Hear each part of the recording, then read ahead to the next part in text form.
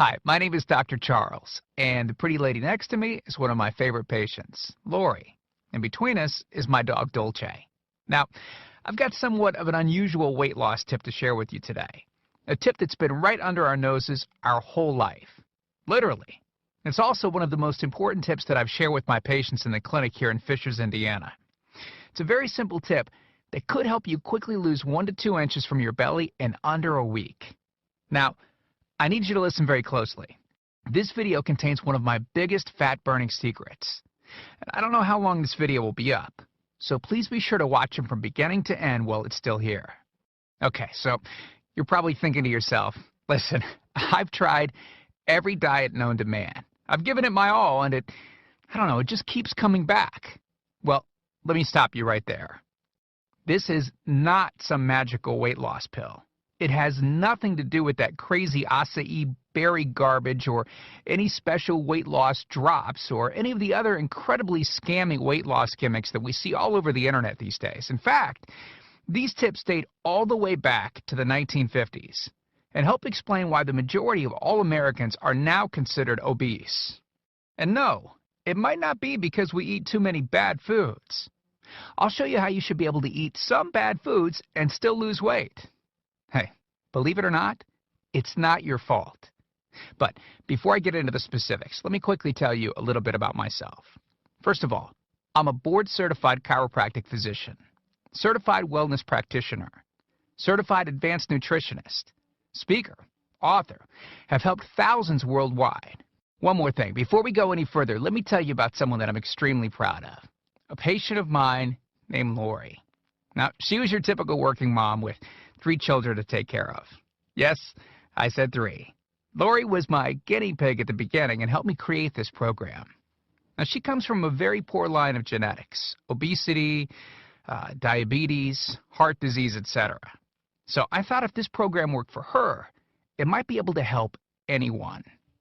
This one specific tip that I'm about to share with you helped Lori lose 2 inches from her belly, lose 8 pounds in only 9 days, lose 2 inches from each thigh, lose 3/4 of an inch from each arm, drop 3 dress sizes.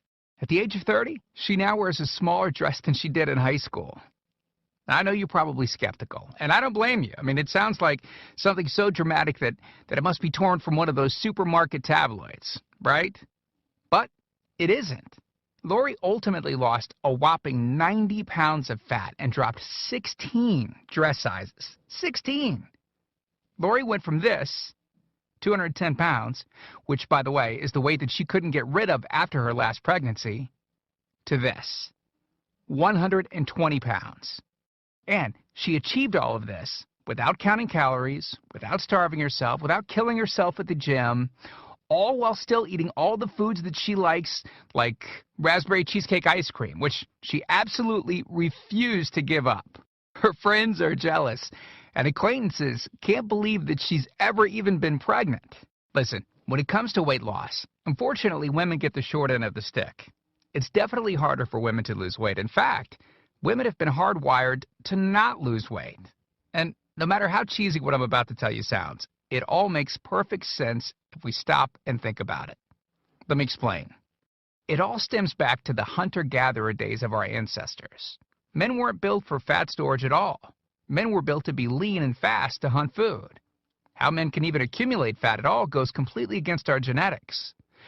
On the other hand, women were built for fat storage to be able to survive and care for children during famine. Their essential minimal fat stores are many times higher than men.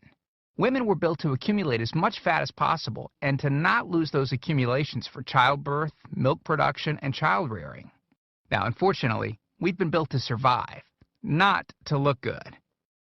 Women have a couple of major fat-storing roadblocks that hold them back. First of all, women's fat cells are bigger and have more fat-storing enzymes in them. Men's fat cells have more fat-burning enzymes and are much smaller. Women honestly do have a lot more working against them, which is why the steps I'll be outlining in this presentation work so well. Second, estrogen multiplies fat-storing enzymes, making them gain weight around their butt and thighs like it's an Olympic event. Darn those childbirth genetics. Third, crash dieting. It puts our bodies instantly into starvation mode. reducing fat-burning enzymes by up to 50%. Our bodies literally freak out. So not only do we tend to lose muscle mass when crash dieting, but our fat-burning enzymes can decrease. Yikes! This should help you understand why it's harder for gals to lose weight. So, is it actually possible to overcome these silly genetics? Well, I've got some great news. You can, and I'm about to share with you one simple tip that can instantly boost your fat loss. Guaranteed. Knowing what I'm about to share with you will make you realize why the popular, well-known, so-called diet programs simply don't work long-term. Mega-rich weight loss companies make money off of people like you and I by selling us stuff that leads to, at best, temporary results. But here's the thing. We don't need them in their expensive weight loss gimmicks to lose weight. What I'm about to share with you is key to actually being able to eat some bad foods and still burn fat. Okay. Let me give you a tiny anatomy lesson, and it's probably something you've never heard about. I may get a little bit technical for a second, but stick with me because I promise you, by the end of this presentation, we want you to understand how to lose the weight you want and keep it off for good. This unusual tip is about your liver. Now, the main role of the liver is to break down toxic substances and produce bile, which breaks down fats in the small intestines. Bile is critical for the transport of fats through the body. Liver dysfunction can result in difficulties eliminating cholesterol, which is a type of fat. For those of us that consume large amounts of cholesterol, which is very common in American diets, liver dysfunction can be a very significant factor in weight gain. Now, if the liver does not regulate fat metabolism efficiently, weight gain tends to occur around the belly area, and a protuberant abdomen, also known as a potbelly, will develop. Another sign of an unhealthy liver can be a roll of fat under the upper abdomen. If the liver filter is not functioning correctly, it can't remove the small fat globules, chylomicrons, that circulate in the bloodstream.